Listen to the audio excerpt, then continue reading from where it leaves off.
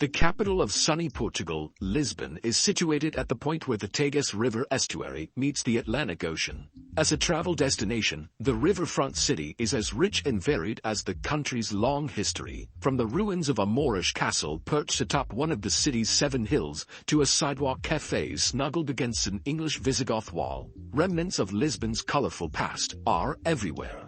While Western Europe's oldest city has taken steps to overhaul its transportation system, modernize its downtown area and revamp its waterfront, it's the charm of Lisbon's oldest neighborhoods that most attract visitors. Number 10. Vasco da Gama Bridge.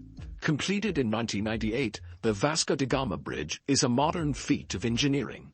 Named after Portugal's most famous explorer, it was built to alleviate Lisbon's traffic congestion. Stretching for nearly 11 miles across the Tagus River, the cable-stayed bridge is so long that its builders had to take the Earth's curve into consideration when constructing it. But as an expense of $1.1 billion, the 6-lane bridge is expected to stand for more than a century, ensuring that visitors can experience its breathtaking architecture for generations to come.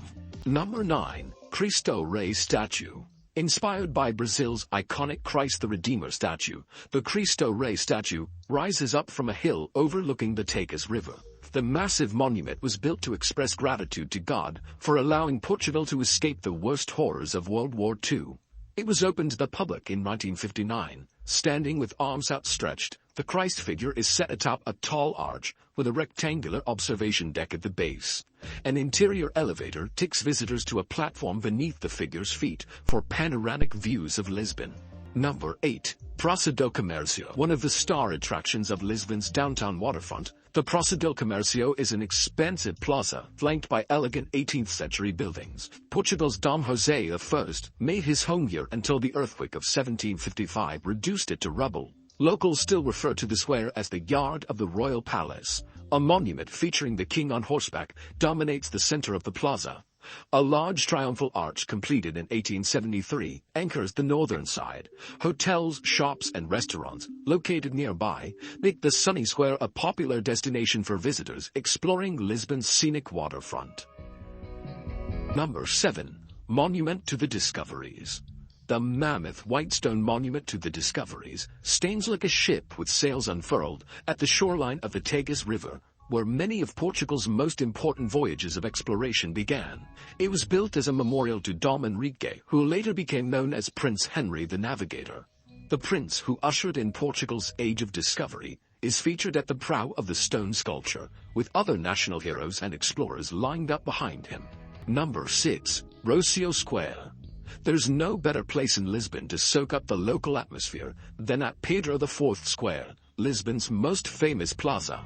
Located in an elegant district in central Lisbon, the Rocio has been the city's main gathering place since the Middle Ages. During the Inquisition of the 16th century, the square served as a setting for public executions. Today, it's the place where friends meet up to enjoy a beverage at a cafe or bar, before attending the National Theatre, located on the north side of the square. Number 5. Lisbon Oceanarium. One of the best modern tourist attractions in Lisbon, the Oceanarium was built as part of the improvements the city made when it hosted the 1998 World Exposition.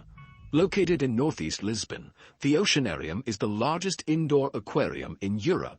It's organized into 4 unique habitats, with each representing a different ocean. In addition to all manner of sea life ranging from sharks to penguins, flora from each ecosystem are represented as well. Number 4. Jeronimo's Monastery. With its Gothic and Moorish influences, the striking architecture of the Jeronimo's Monastery makes it a must-see attraction for anyone visiting Lisbon. Located in the city's riverside Belém district, the monastery is a piece of carved stone portals, latticework ceilings, and windows with traceries set upon delicate mullions. In the nave of the church is the tomb of Vasco da Gama, whose voyages to India made Lisbon a wealthy maritime city. Number 3. Tram 28.